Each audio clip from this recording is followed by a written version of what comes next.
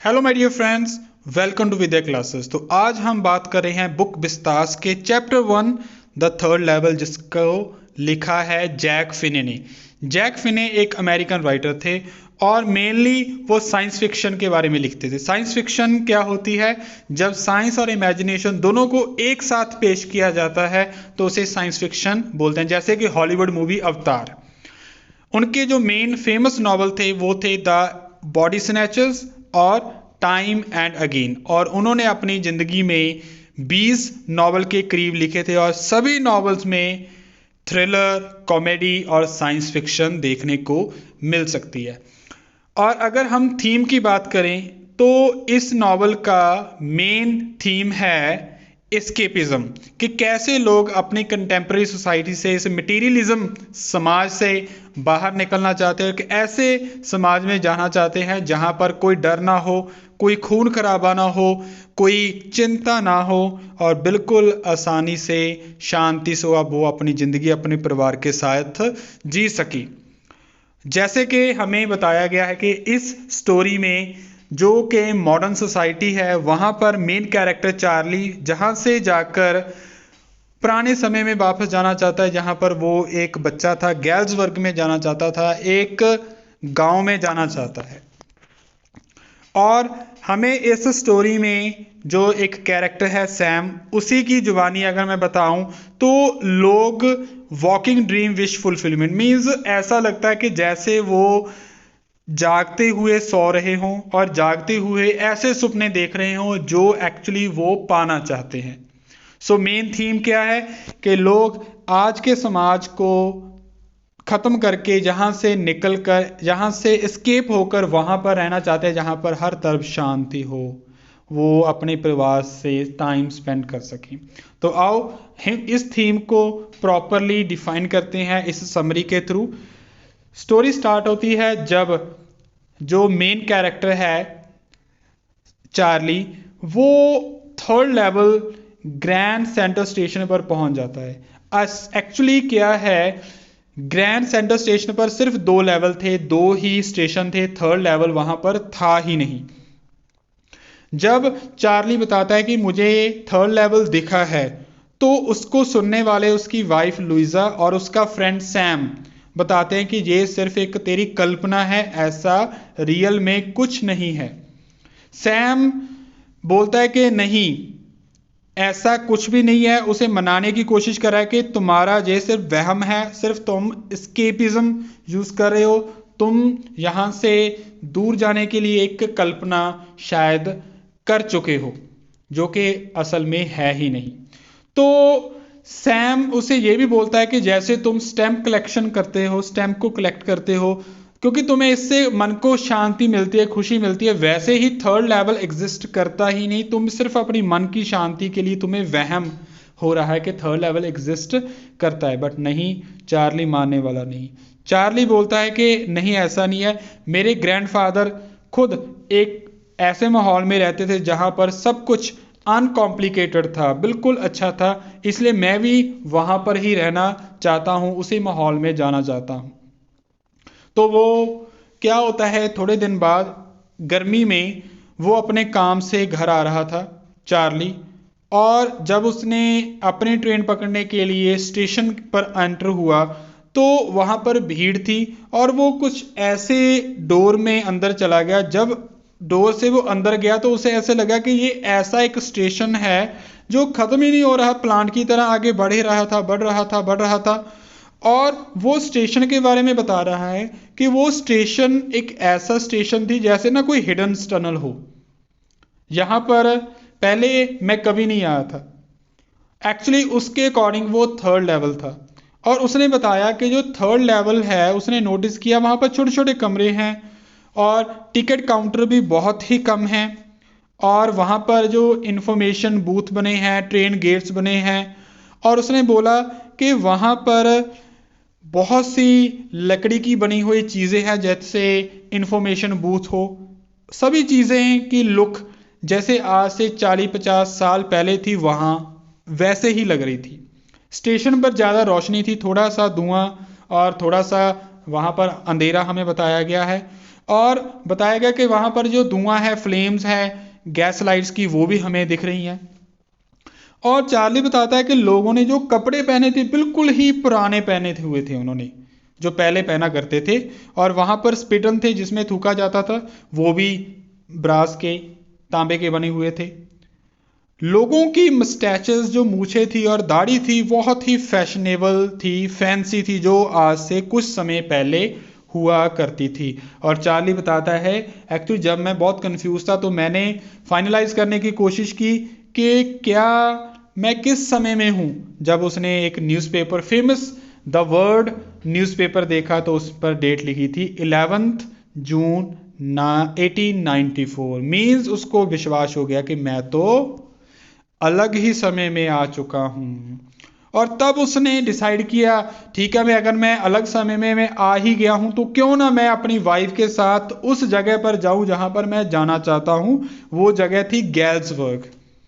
तो वो ticket counter पर जाता है टिकट लेने के लिए। जब उसने टिकट लेने के लिए पैसे निकाले तो उसको एहसास हुआ कि ये तो वो करेंसी है ही नहीं जो इस जगह पर बरती जा रही, क्योंकि जो वो इमेजिन कर रहा है वो पुराना समय है, जब तब करेंसी कुछ और थी, अब करेंसी कुछ और है। तो अगले दिन वो क्या गया, एक शॉप पर गया जहां पर उसने अपने नए नोटों को पुराने नोटों में कन्वर्ट करा दिया। उसने सारी की सारी सेविंग्स वहां पर लगा दी और पुराने नोट लेकर वो दोबारा फिर चाहता था कि मैं स्टेशन पर जाऊं और वहां टिकट खरीदूं, अपनी वाइफ के साथ वहां पर जाऊं। देखो दोस्तों, अभी तक जो कुछ उसने बताया है ये बिल्कुल एक उसकी इमेजिनेशन है, क्योंकि एक्चुअली क्या है, हम अपने मानसिक तौर पर इतने ज़्यादा फ्रस्ट्रेट हो चुके हैं आज के समाज में, इस कंटेम्प्रेरी वर्ल्ड में, कि हमें हेल्यूसिनेशन होता है, भुलेखा पड़ता है, जैसे चार्ली को यहाँ पर पड़ रहा है। ऐसी सिचुएशन में उसकी वाइफ लुइजा बहुत ज़्यादा परेशान होती है और वो सैम, जो कि चार्ली का दोस्त भी है और चार्ली का डॉक्टर भी है, साइकेट्रिस्ट है, उससे भी बात करती है। अगले दिन वो जब दिखता नहीं अपनी वाइफ को, क्योंकि वो थर्ड लेवल को ढूंढने चल जाता है, तो लुइजा बहुत ही ज़्यादा परेशान हो जाती है जब वो काफ़ी देर तक आता नहीं। बट चार्ली भी वापस आता है जब उसे मिलता नहीं, क्योंकि अगर होगा तो ही दिखेगा ना थर्ड लेवल। तो चार्ली जब घर वापस आता है तो वहां पर स्टैम्प्स पड़ी होती है, वो स्टैम्प्स को देखने लगता है। स्टैम्प्स कलेक्शन भी एक हॉबी है, जो बहुत से लोग स्टैम्प कलेक्ट करते हैं। क्या हमें इस स्टोरी में बताया गया है कि जब कोई भी स्टैम्प नई रिलीज होती थी तो उसकी फर्स्ट स्टैम्प को कलेक्ट करके खरीद कर एक खाली लिफाफे में रख लिया जाता था, उस पर पेस्ट करके, और उस एनवेलप पर सिर्फ स्टैंप लगाई जाती थी और उसके बीच कुछ भी नहीं, जाए एक प्लेन पेपर ही रखा जाता था। चार्ली ने जब स्टैम्प्स जब देखी तो उसने कुछ ऐसा पाया जिसको देखकर वो हैरान हो गया। पर उसके बाद थोड़ी टाइम बाद जब वो सैम से बात करना चाहता था तो उसको पता चला यार सैम भी नहीं मिल रहा, सैम भी यहां से डिसअपीयर हो गया, सैम भी कहीं पर चला गया। उसको ये पता चलता है क्योंकि उसको ऐसा लगता है कि शायद उसकी वाइफ ने बताया है, पर हमें एग्जैक्टली नहीं बताया कि उसे कैसे पता चला कि उसका दोस्त भी लापता है। जब चार्ली वो स्टैम्प्स को देख रहा था, एनवेलप को देख रहा था, उसमें एक लेटर दिखा जिस पर 6 सेंट की एक स्टैंप लिखी हुई थी और जिस पर प्रेसिडेंट गारफील्ड की फोटो भी बनी हुई थी। जब उसने एनवेल्प खोला तो उसमें एक लेटर था जो कि चार्ली के नाम पर था और लिखा हुआ था उस लेटर में कि डेट 18 जुलाई है 1894। ये एक्चुअली चार्ली के ग्रैंडफादर के लिए था वैसे, और ये लेटर भेजा गया था सैम की ओर से। स्टोरी कनेक्ट होगी ना।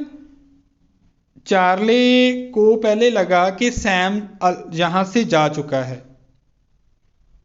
क्योंकि किसी ने यह भी बताया, उसको लगा कि सैम ने भी कुछ दिन पहले कहीं से पुरानी करेंसी ली थी नए नोट देकर, तो उसके लगा कि हाँ मेरा दोस्त वहीं पर चला गया गैल्सबर्ग थर्ड लेवल से होकर जहाँ पर मैं जाना चाहता हूँ।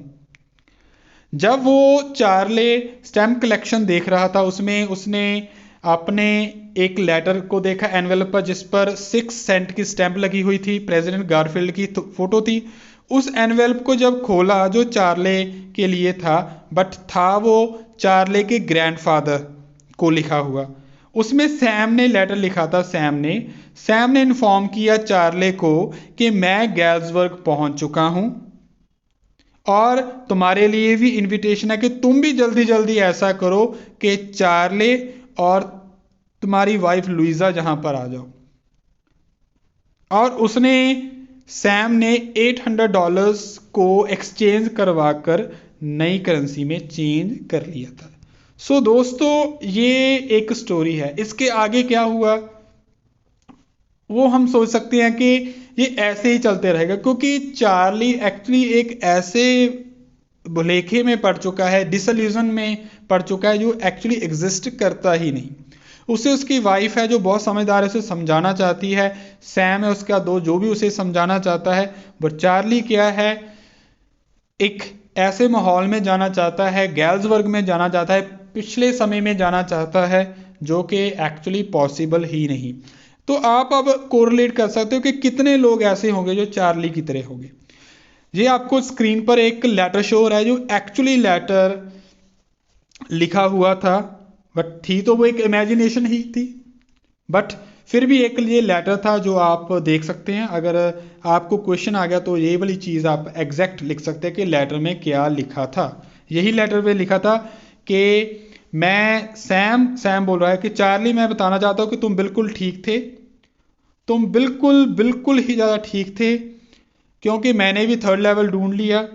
मैं 2 वीक हो गए यहाँ पर आए हुए और पियानो को मैं प्ले कर रहा हूँ। फ्रंट पोज मैं एक गीत गा रहा हूँ, सीइंग नेली होम। और मुझे लेमनेड पर किसी ने घर पर, लेमनेड मीन्स नींबू पानी पर मुझे बुलाया गया है। तुम भी आ जाओ चार्ले, लुइजा तुम भी आ जाओ और हम वहाँ पर मिलते हैं, थर्ड लेवल पर मिलते हैं। वाकई हमें देखना चाहिए, मुझे विश्वास करिए। और लेटर में साइन किया गया है सैम पर। बट मैं दोस्तों बता दूं ये बिल्कुल एक कोरी कल्पना है, ये ऐसा कुछ भी नहीं था। ठीक है, सो ये थी स्टोरी। मैंने आपसे थीम भी डिस्कस कर लिए, मैंने आपसे स्टोरी को डिटेल में डिस्कस कर लिया। और अब बारी है कैरेक्टर्स की। चार्ली जो कि एक एंग्शियस पर्सन है, पुराने समय में जाना चाहता है, स्टैम्प कलेक्शन की हॉबी है उसकी भी। वो इस वायलेंट समाज में, कंटेम्प्रेरी समाज में रहने से डरता है, इसीलिए वो चाहता है कि वो पीसफुल और ब्यूटीफुल माहौल में वापस चला जाए, गैल्सबर्ग में चला जाए। और वो ऑप्टिमिस्टिक है, पॉजिटिव पर्सन है, क्योंकि उसे लगता है कि हाँ मैं एक दिन गैल्सबर्ग जैसी पीसफुल और ब्यूटीफुल जगह डेफिनेटली ढूंढ लूँगा। बट हाँ साइकोलॉजी की अगर तरफ से देखें तो वो दिमागी तौर पर बीमार भी था, क्योंकि उसे बार बार लगता था कि मैं गैल्सबर्ग जा रहा हूँ, थर्ड लेवल है, मुझे लेटर लिखा गया था, बट वो रियल में ऐसा कुछ भी नहीं है। अगर उसके बाद बात करें लुइजा की, जो कि चार्ली की वाइफ है और बहुत ही समझदार, लेवल हेडेड, बहुत ही समझदार, बहुत ही काइंड हार्टेड है, दिल की फीलिंग समझने वाली है, दूसरे इंसान को समझने वाली है। और लुइजा ही होती है जो कि अपने हस्बैंड को अच्छे से समझकर उसको अच्छे से ट्रीट करती है, और वही उसकी केयर करके उसे बार बार सलाह देती है कि हमें डॉक्टर से, सैम से मिलने की ज़रूरत है, उनसे काउंसलिंग करने की ज़रूरत है। और जब भी चार्ली बोलता है कि मैं थर्ड लेवल पर गया हूँ, जहाँ ऐसी बात करता है जो रियल में होती नहीं, तो वो अच्छे से उसे सुनती है और उसे समझाने की पूरी कोशिश करती है। एक ऐसी वाइफ होती है जो हर एक हस्बैंड डिजर्व करता है, लुइजा जैसे। उसके बाद हम बात करते हैं सैम की, जो एक साइकेट्रिस्ट है और बहुत ही अच्छा दोस्त है चार्ली का वो। और वो भी लुइजा की तरह बहुत ही सेंसिबल है, डाउन टू अर्थ पर्सन है, बहुत ही ज़्यादा शांत रहता है। जब चार्ली वाइल्ड थ्योरीज देता है, वाइल्ड स्टोरीज क्रिएट करता है, थर्ड लेवल की बात करता है, तो बहुत अच्छे से उसे समझाने की कोशिश करता है। आप देखिए हमें बताया गया कि सैम जो एक साइकेट्रिस्ट है, चार्ली की तरह पता नहीं कितने लोग उनसे आकर अपने दिल की बातें करते होंगे, ऐसी स्टोरी सुनाते होंगे जो रियल में एग्जिस्ट भी नहीं करती, तो उसका क्या होता होगा। तो हमें बताया गया कि सैम भी अच्छे से अपनी लाइफ को एंजॉय नहीं कर पा रहा है, क्योंकि वो भी लोगों की मुसीबतें सुनकर, उनकी टेंशन को सुनकर खुद की लाइफ उसकी बर्डनसम हो चुकी है, और वो भी वेकेशन पर जाना चाहता है बट नहीं जा पा रहा। वो भी अपने एक डेस्परेट है अपनी ज़िंदगी को अच्छे से जीने के लिए, जो कि वो अच्छे से नहीं जी पा रहा। वो खुद एक साइकेट्रिस्ट है, दिमाग का डॉक्टर है, बट खुद उसको कभी कभी लगता है कि मुझे खुद को एक मेंटल प्रॉब्लम है, मुझे खुद को एक डॉक्टर की ज़रूरत है। और मैं बता दूं, सैम और चार्ली के बीच थोड़ा सा डिफरेंस क्या है। चार्ली एडवेंचरस था, वो चांसेस लेता था, रिस्क भी लेने को तैयार था, बट सैम ऐसा कुछ नहीं कर पा रहा। वो वेकेशन पर जाना चाहता है बट वो टाइम ही नहीं निकाला। सो इससे हमें मालूम पड़ता है कि बहुत वो हेजिटेट करता है, चांसेस नहीं ले रहा, या रिस्क नहीं ले रहा। सो दोस्तों, ये थी हमारा थीम, हमारी समरी और कैरेक्टर्स क्या चाहिए। मुझे लगता है कि एक ही वीडियो में आपका सब कुछ क्लियर हो जाएगा अगर आप इसको सुनकर भी एज इट एज आंसर लिख देंगे जो आपको क्वेश्चन कुछ दिए हैं, क्योंकि एग्जाम में ये ही मेन क्वेश्चन है जो कि एग्जाम में आ सकते हैं। मेन क्वेश्चन यही है, और आपने क्या करना है, दोबारा स्टार्टिंग से सुनना है और एक एक चीज़ आपको क्लियर हो जाएगी। सो दोस्तों, ऐसे ही अपना साथ बनाते रहना, और मैं आपके साथ ऐसे ही टॉपिक्स को डिस्कस करते रहूँगा, चाहे वो पोएम हो, चाहे स्टोरी हो, चाहे नॉवल हो, चाहे कुछ भी हो। बस आपका साथ चाहिए, ऐसे ही साथ बनाते रहना। अगर आपको कोई भी डाउट है तो आप इंस्टाग्राम, फेसबुक, यूट्यूब, लिंक्डइन के ज़रिए हमसे जुड़ सकते हैं। व्हाट्सअप का नंबर दिया गया है, आप वहाँ पर जाकर इस नंबर को सेव करें और व्हाट्सअप पर मैसेज करें, तो मैं मैसेज के ज़रिए भी आपको आंसर दे सकता हूँ। और सबसे पहले जो मैं आपका जवाब दूंगा वो है Vidya classes app. Google Play Store या ऐप स्टोर पर जाकर आप इस ऐप को डाउनलोड करें, और डाउनलोड करके अपना जो कोर्स है वो अच्छे से लें। अगर आपने 1-to-1 क्लासेस लेनी है किसी भी तरह की तो आप ले सकते हैं। सो दोस्तों, थैंक यू सो मच। मिलते हैं हम नेक्स्ट क्लास के लिए। तब तक खुश रहें, परिवार के साथ टाइम स्पेंड करते रहें और अपनी ज़िंदगी को पूरा एंजॉय करें।